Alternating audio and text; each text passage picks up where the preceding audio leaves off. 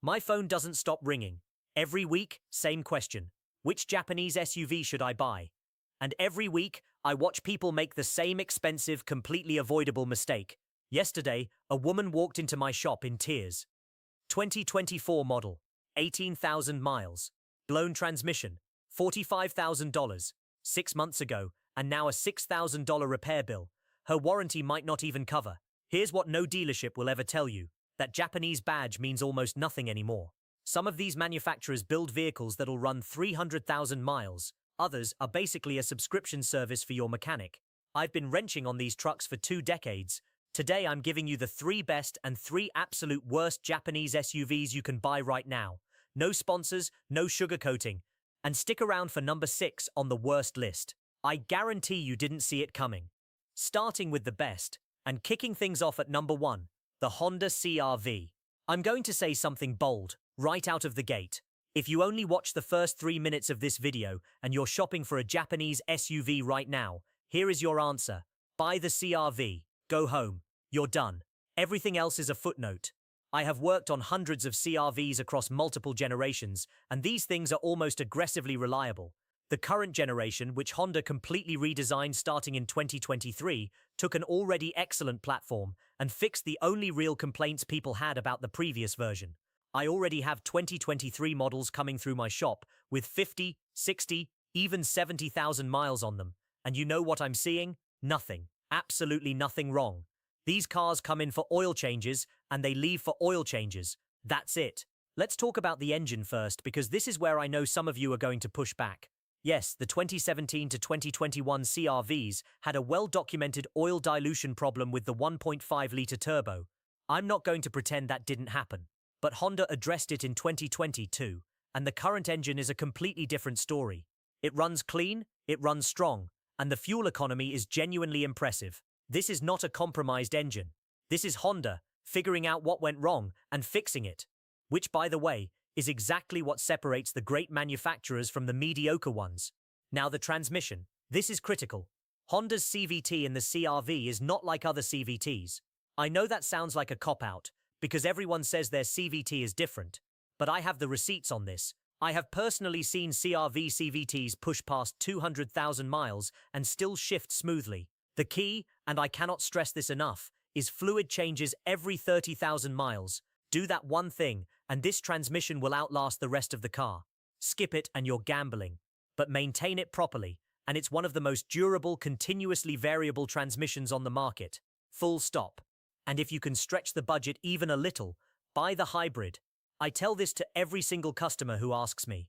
The CR-V hybrid uses Honda's 2-motor hybrid system, which eliminates the belt-driven CVT entirely. No planetary gears to worry about, no turbocharger, no complex variable timing system, just 2 electric motors and the simplest possible drivetrain. It is virtually bulletproof. It gets around 40 miles per gallon in the city, and the performance is actually better than the standard model. You get your money back in fuel savings, and you skip most of the maintenance headaches altogether. It's not even a close call. Practically speaking, the CR-V also gives you 76.5 cubic feet of cargo space, with the seats folded down. That beats the RAV4, beats the Outback, beats the CX-5. Families consistently love this vehicle because it actually holds their lives.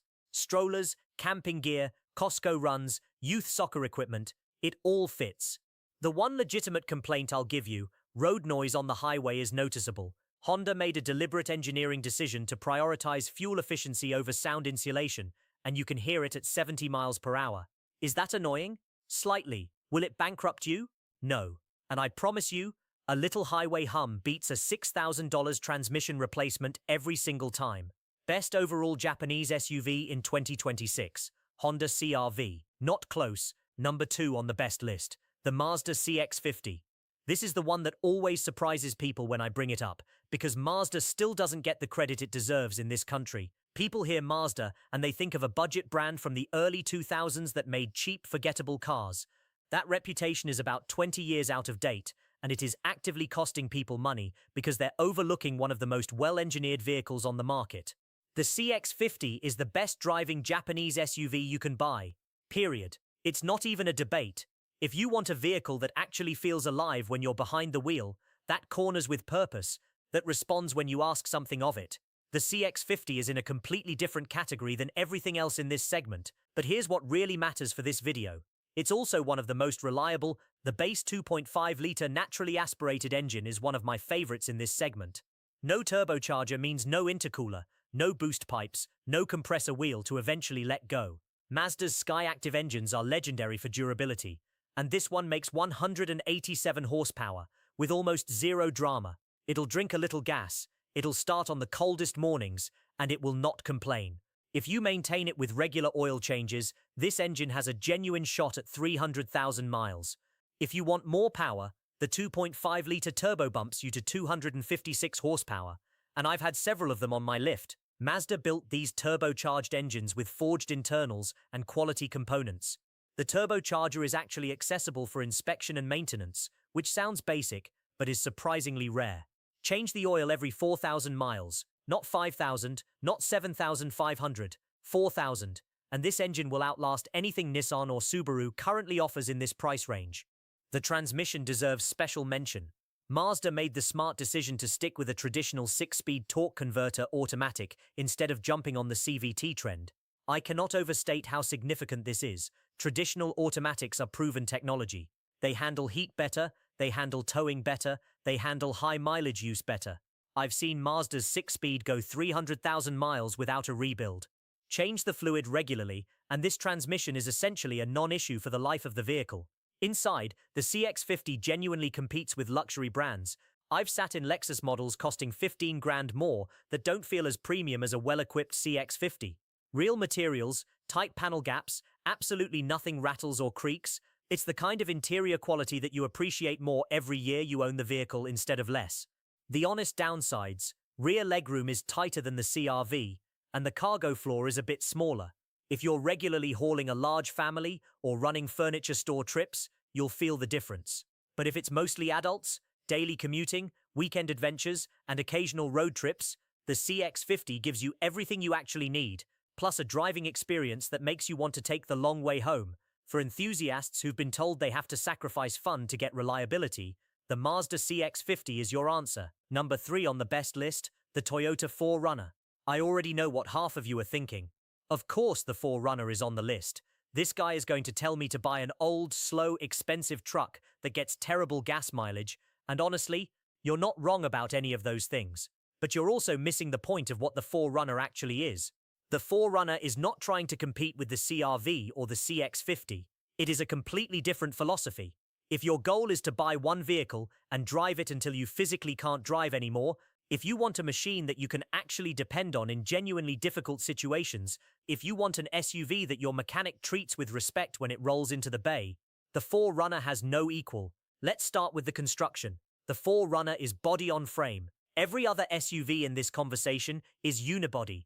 That distinction matters enormously for long-term durability and real-world capability. A separate steel frame handles stress differently, ages differently, and repairs differently than a unibody platform. It's why you see 20-year-old 4Runners still operating as taxis in developing countries. It's why military-adjacent organizations love these trucks. The structure simply does not give up. The 4.0-litre V6 under the hood has been in production since 2003. That is not a weakness. That is the entire point. Toyota has had more than 2 decades to identify and fix every single failure mode in this engine. It makes 270 horsepower, which is modest but absolutely sufficient, and it will do that 270 horsepower at 50,000 miles, at 150,000 miles, at 350,000 miles. I have personally seen 4Runner engines cross 400,000 miles on their original internals, still running strong. That is not a rumor. I have seen it with my own eyes. The 5-speed automatic transmission in the 4Runner is equally old school and equally indestructible. No CVT, no dual clutch complexity, no 8 or 10-speed calibration issues. It's the same basic hydraulic automatic Toyota has been refining for years, and it simply works.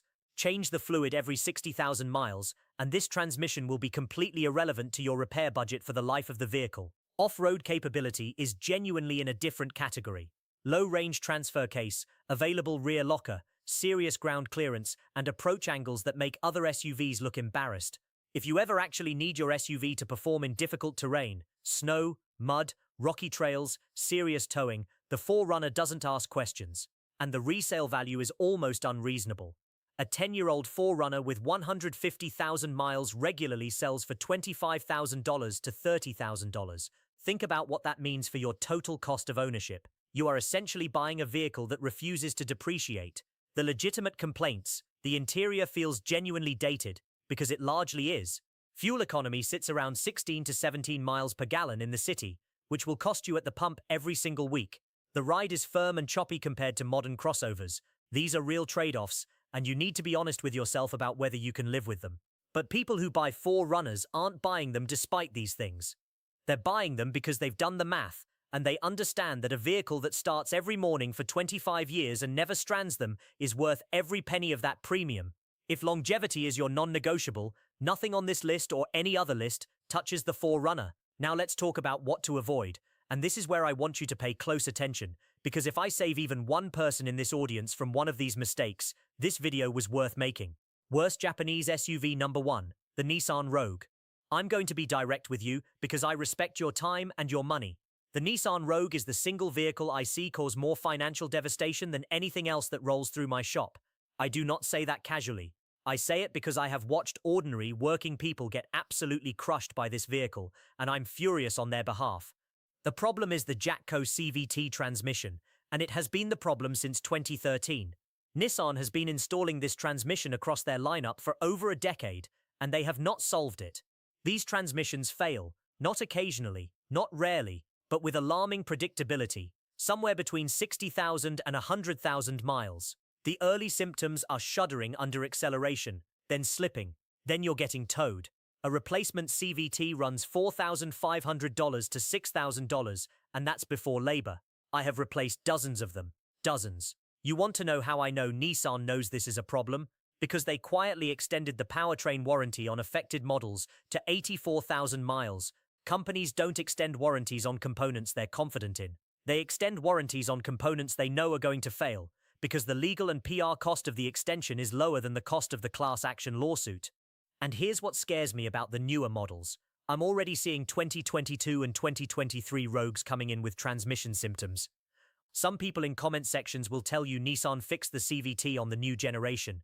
I will believe that when I see 5 consecutive model years without widespread failure reports. Until then, I am not recommending this vehicle to anyone. The 2.5-litre engine with variable compression technology sounds impressive in a press release, but real-world results have shown oil consumption problems emerging around 80,000 miles. Variable compression actuators, the components that make the technology work, are complex, expensive to diagnose, and expensive to fix. This is technology that adds engineering complexity without adding real-world reliability. The build quality is also noticeably below the CR-V and RAV4. Interior materials feel cheap. Electrical issues pop up earlier than they should, and resale value is telling the market has priced in the reliability risk, and a 3-year-old Rogue loses roughly half its value. The CR-V and RAV4 hold around 70%. The market is not lying to you. Avoid the Nissan Rogue. Your future self will thank you. Worst Japanese SUV number 2, the Subaru Ascent. This one genuinely pains me to say because I have a lot of respect for what Subaru does with the Outback and the Forester, but the Ascent is a different story, and pretending otherwise would be doing you a disservice. The Ascent is Subaru's attempt at a 3-row family SUV, and the fundamental problem is that they took a powertrain that was designed for lighter vehicles and dropped it into something that weighs 500 pounds. The physics of that decision show up in your repair bills. The FA24 2.4-litre turbocharged engine is consuming oil in a way that I find genuinely alarming. I have seen Ascents burning through a quart of oil every 1,000 miles at 40,000 miles on the odometer. When owners bring this to the dealer, Subaru's official position has been that consumption at that level is within acceptable parameters. I want you to sit with that for a moment. A relatively new vehicle burning a quart of oil every 1,000 miles, that is Subaru's design intent. That is not acceptable to me, and it should not be acceptable to you. The CVT is stressed beyond its design parameters in this application. Subaru's transmission works reasonably well in the Forester and Outback, which are lighter vehicles operating closer to what the transmission was engineered for.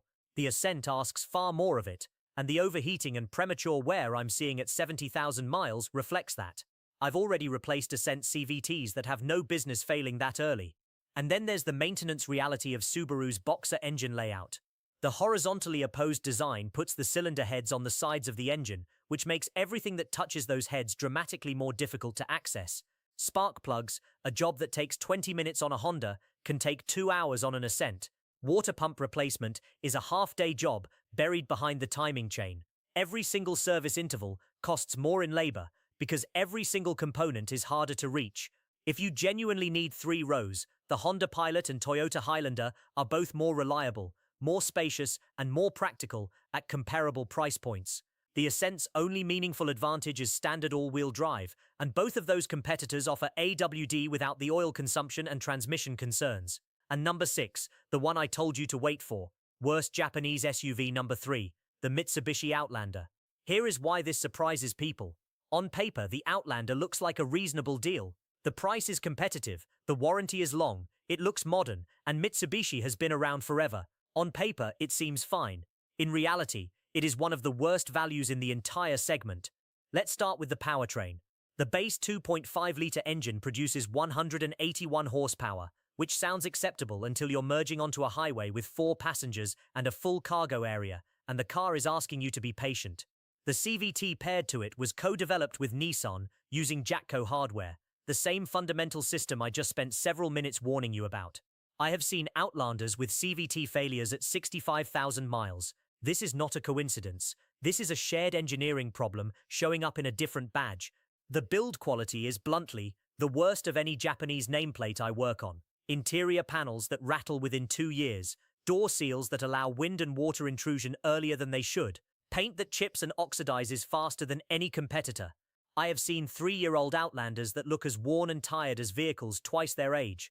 This is not bad luck. This is what happens when a manufacturer is cutting costs to hit a price point rather than building quality into the product.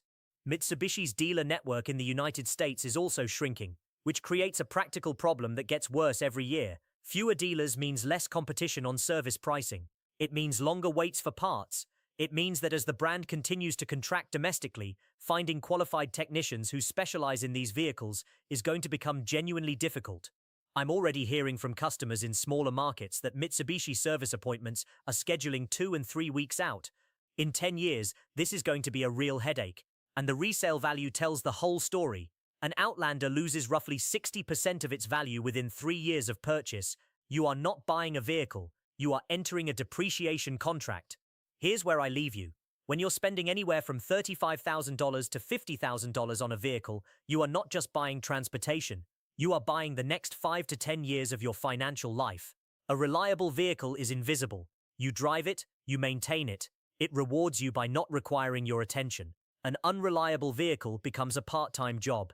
It occupies your mental bandwidth. It stresses your relationships. It drains money you had earmarked for other things. The CR-V, the CX-50, and the 4Runner will be invisible for you in the best possible way. The Rogue, the Ascent, and the Outlander will remind you they exist in ways you will not enjoy. Do your homework. Talk to mechanics who aren't on the dealership payroll. Read owner forums after the warranty expires, because that's when the truth comes out. And never, ever let a smooth-talking salesperson convince you that a Japanese badge alone guarantees reliability. It does not. Buy one of the right 3. Drive it 300,000 miles. Tell your friends.